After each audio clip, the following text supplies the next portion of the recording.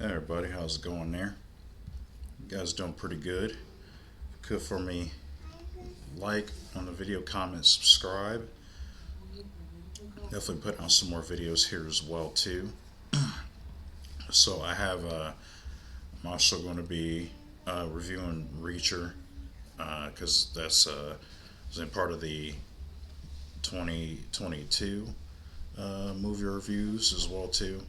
Well, TV shows. So I'm going to uh, be talking about the movie Shotgun Wedding. It's a romantic comedy. Stars Josh Duhamel. I can't say his name right. Josh Duhamel, however you say his name. Um, and J Lo, Jennifer Lopez. Lenny Kravitz is in here also. Cheech Martin.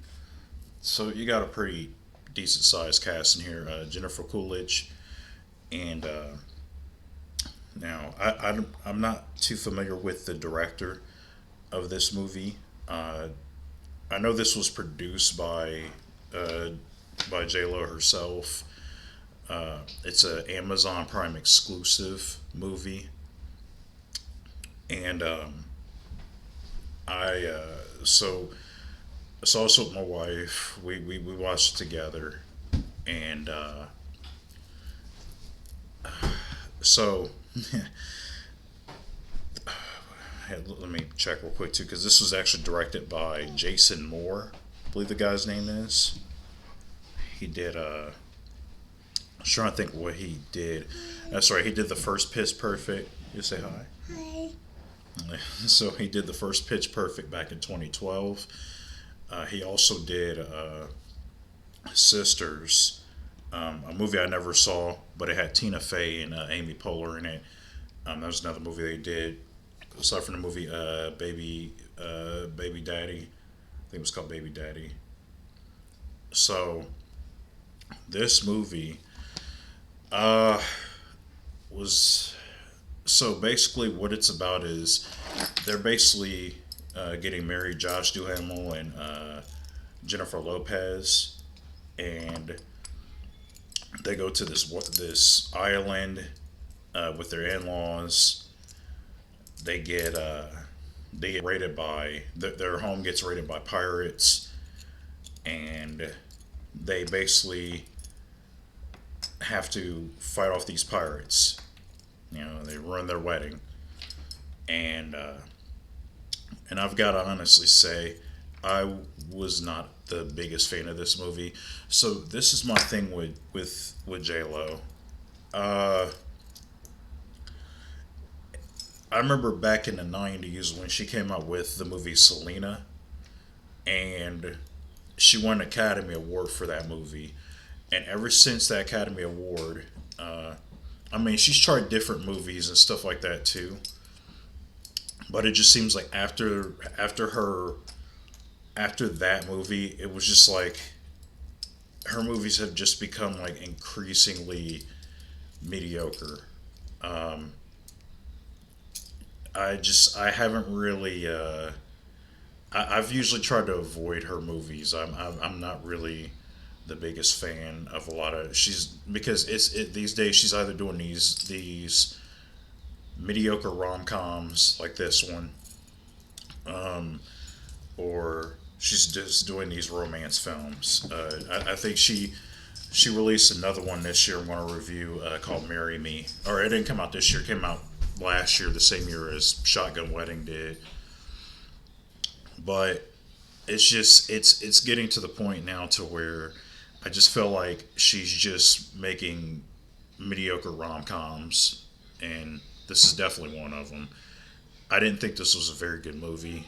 Um, my wife didn't really care for this one too much neither. It's, I mean, the jokes aren't really funny. Uh, I didn't really think the jokes were funny at all, really. I know usually uh, I would tell you all the positives. There's really not that many positives. I mean, they try to have, I guess, Jennifer Coolidge plays J Lo's mother in law, and I guess they try to have her as the comedic relief, and I don't think she's very funny. Yeah, she's. I mean, Jennifer Coolidge has been funny and stuff before. I just think I think she was kind of annoying in this movie, and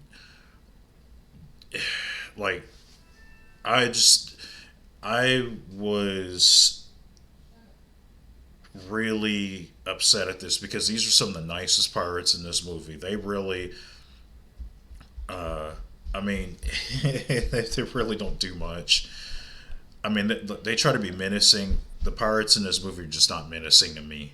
Uh, I will give this movie credit for one thing though. I was shocked. It is a violent.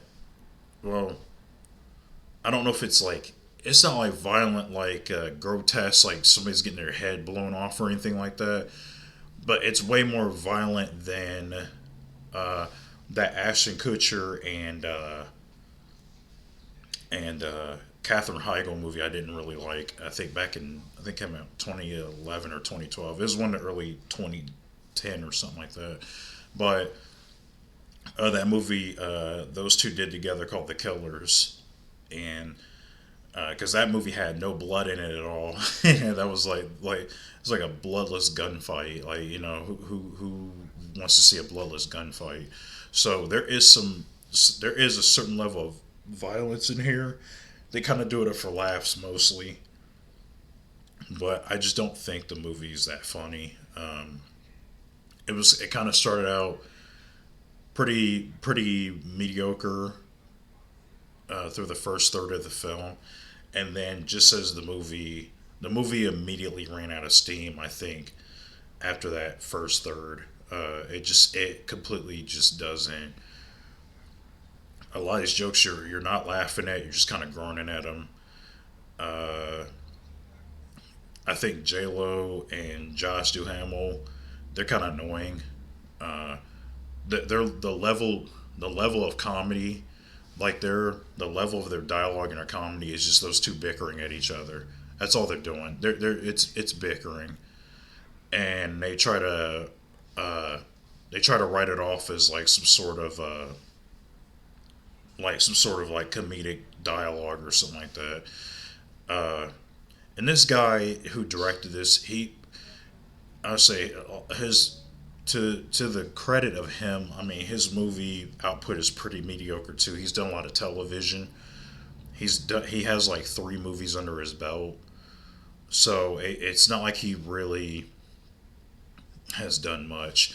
So I don't know if they put him on this movie because of it was a Prime exclusive, and it wasn't like a wider release, like a theater release or nothing like that for it. But who knows, at this point. But yeah, this movie is not very good. There's some logical issues in it. Like I said, it's not very funny. Uh, it's there's some things that you just kind of go like, what? Why? There's a rule they break in here with a grenade. How a grenade works, and I was just kind of like, that is because the first time they do it, I'm kind of like, okay, it's whatever. But then like the rule they established for the grenade, they break the rule when they do it again, and I'm like, hold on a second, you explained it this way, but that's not how it's going down. Um, so it's not hilarious. It's not really that funny. I mean, they have scenes where I get her character, uh, J Lo's character, I guess, passes out whenever she sees blood, and it's not funny. I mean, they try to do it. Like I said, some of the violence in here, they try to play it up for laughs, and it doesn't work. Uh, the comedy is not written that well. Your main characters are kind of likable. Uh, I don't really fall behind this. So that's what I say to you. If if you're looking forward to this, if me saying this is a mediocre J Lo rom com, and you're like, man, I have to go see that. By all means, like I said, this is just my opinion on it. But uh, for everyone else, I do not recommend this one. This kind of got to a point where it was a little hard to sit through. To be very honest with you. Uh, and I don't want to just seem like I'm going by the score, but the Rotten Tomatoes score is at 45%. So I mean that says it all right there. Uh, I just don't. I don't think this is a very good movie. Uh, and I'm just. I don't. I know I'm not probably looking forward to another uh, J Lo film. So, but like I said, these are the only movies she seems to be doing these days. So, you want to see a J Lo movie, you probably get another lukewarm rom com like this one. So, uh, yeah, this is a do not recommend for me. I do not recommend this one at all. It's painful. It's a really painful movie to watch. But if you liked it, comment. Let me know where I'm wrong at. Maybe you thought it was one of the funniest comedies of the year. Uh, and if you thought so, like I said, comment. Tell me where I'm wrong at. What you liked about it. But yeah, this one is definitely a no for me. I saw it once, and I think that's good enough. So yeah, like I said, definitely like, comment, subscribe, all that good stuff. And I'll see you on the next video. Peace.